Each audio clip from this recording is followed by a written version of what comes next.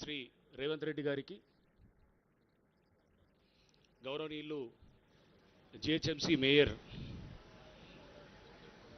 గౌరవనీయులు ఎంపీ రాజ్యసభ, గౌరవనీయులు ఎమ్మెల్సీ అద్దంకి దయాకర్ గారు, డిప్యూటీ మేయర్ గారు, స్పెషల్ సిఎస్ హోమ్ రవిగుప్తా గారు, సెక్రటరీ ఎంఏయుడి ఇలంబర్తి గారు, రాజశేఖర్ గారు, వేదిక మీద ఉన్న ఇతర పెద్దలు, విచ్చేసిన అధికారులకి, మీడియా మిత్రులకి అందరికీ కూడా నమస్కారాలు.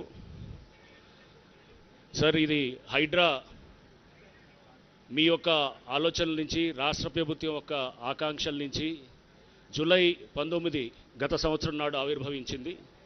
దాదాపు 9.5 నెలలు ఈ ప్రయాణంలో హైడ్రా ప్రజలకి ఎంతో చేరువవుతూ, ఎన్నో మన్ననలు పొందుతూ, ప్రజల ఆకాంక్షలకు అనుగుణంగా ముందుకు తీసుకెళ్తున్నాం సార్.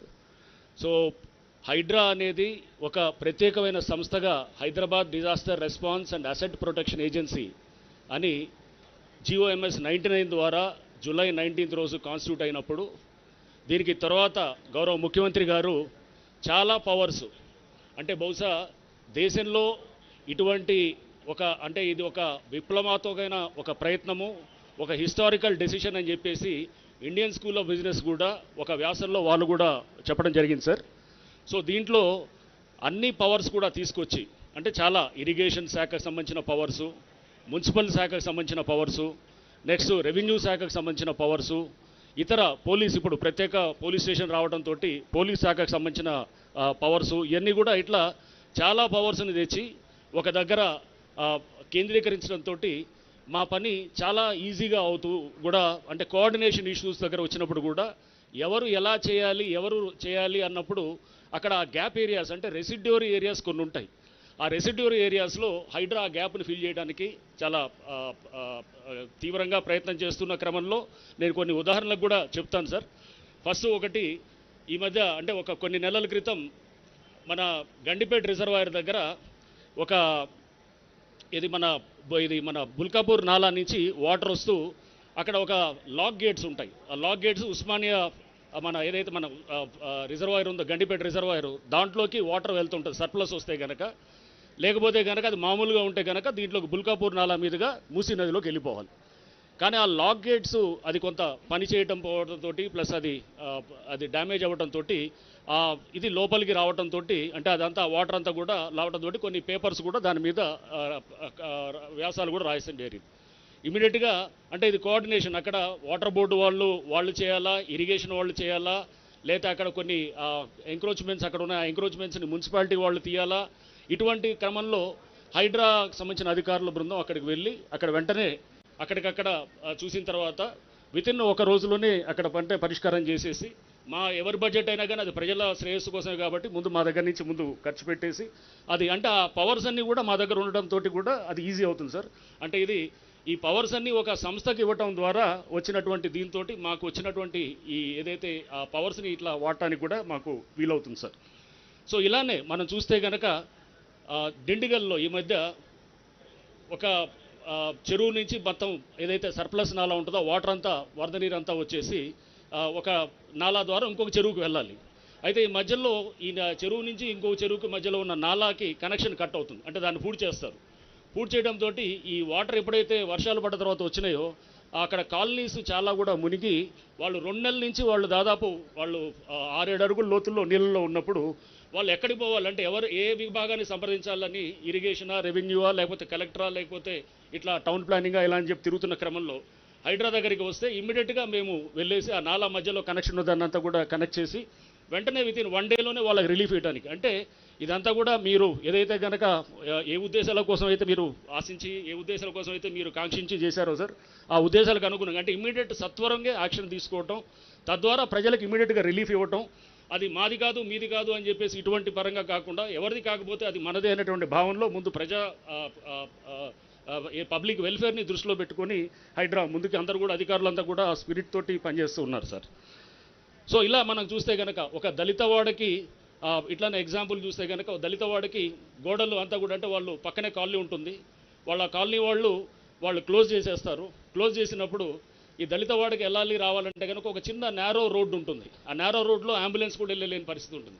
ఆ దళితులంతా కూడా వాళ్ళు చాలా రోజుల నుంచి కూడా ఆ రోడ్డు కోసం లేదా ఓపెన్ చేయాలని చెప్పి వాళ్ళు దాని గురించి పోరాడుతున్న క్రమంలో ఎస్సీ కమిషన్కి వెళ్తారు, కోర్టుకు వెళ్తారు. ఎక్కడికి వెళ్ళినా కానీ కూడా తీయమని చెప్పేసి కోర్టులు డైరెక్షన్ ఇస్తాయి, కానీ అది పని జరగదన్నమాట.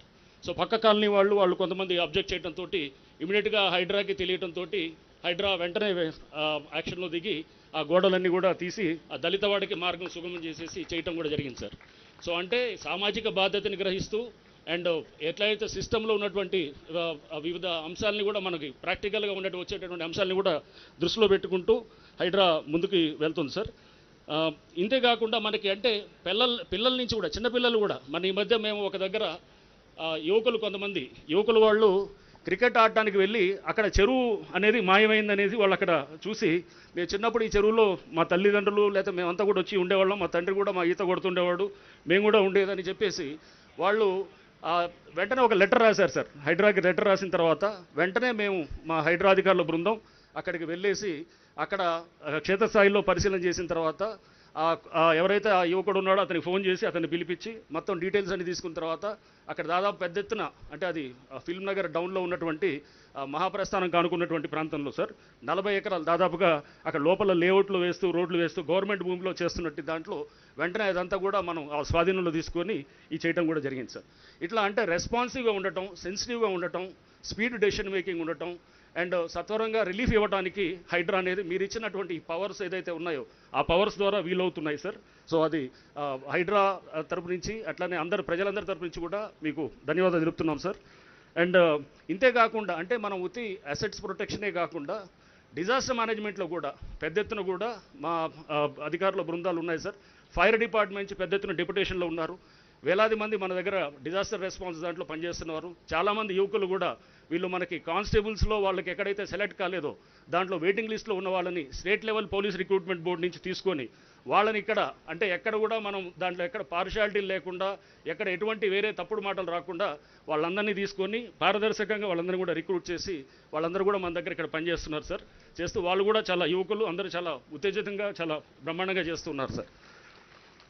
సో ఇలానే ఇప్పుడు మనకి మా ముందు ఉన్నటువంటిది ఎఫ్టీఎల్ దాని మీద కూడా చెరువుల్ని ముందు ఐడెంటిఫై చేయటము, ఆ చెరువులు ఐడెంటిఫై చేసిన తర్వాత దానికి ఎఫ్టీఎల్ డ్రా చేయడం కోసం పెద్ద ఎత్తున సాంకేతిక పరిజ్ఞానాన్ని కూడా వాడుతున్నాం సార్. నేషనల్ రిమోట్ సెన్సరింగ్ ఏజెన్సీ వాళ్ళతోటి కూడా ఎంఓయూ ఎంటర్ అవ్వటం జరిగింది. వాళ్ళు కూడా మాకు ఇప్పుడు పెద్ద ఎత్తున కూడా ఈ ప్రాజెక్ట్ ఒకటి చేస్తూ digital elevation model, digital terrain model అని చెప్పేసి 2006లో ఏరియల్ ఇమేజెస్ ఏదైతే తీసాయో ఆ టైంలో ఎలా ఉంది హైదరాబాద్ అనే దానికి అంటే మనకి 15 సెంటీమీటర్స్ యాక్యురసీ తోటి మనకి ఫొటోస్ ఇచ్చేటటువంటి విధంగా ఆ 3D మోడల్ ఇచ్చే విధంగా కూడా ఆల్రెడీ వర్క్ నడుస్తుంది సార్. ఒక నెలన్నరలో అది అయిన తర్వాత మనకి ఎఫ్టీఎల్ కూర్చొని మనం టేబుల్ మీద కూర్చొని మొత్తం ఎంత ఉంది హైటు, ఎక్కడ ఏ హైట్ అనే దాంతో మనం క్యాలిక్యులేట్ చేసేటువంటి పరిస్థితి కూడా ఉంటుంది సార్. సో సాంకేతిక పరిజ్ఞానాన్ని కూడా పెద్ద ఎత్తున వాడుతూ అండ్ ఇంతే చెరువులతో పాటు నాలాల్లో కూడా పునరుద్ధరణ కూడా దాని గురించి కూడా డేటా తీసుకుంటున్నాం సార్. కిర్లోస్కర్ ఓఆర్ఎస్ రిపోర్ట్ ఇవన్నీ కూడా తీసుకొని వాటిల్ని పరిగణలో తీసుకొని జిహెచ్ఎంసీ వాళ్ళతోటి మన ఎస్ఎన్డిపి ప్రాజెక్టు కూడా వారికి సంబంధించి కూడా వాళ్ళని కూడా పరిగణలో తీసుకుంటూ మేమంతా కూడా దాని మీద కూడా ఒక కార్యాచరణ పెట్టుకొని రేపు ఈ మాన్సూన్ సీజన్లో కూడా పెద్ద ఎత్తున కూడా ఈ నాలాల పునరుద్ధరణ కూడా చేసేదానికి కూడా ఒక కార్యాచరణ కూడా పెట్టుకోవడం జరిగింది సార్.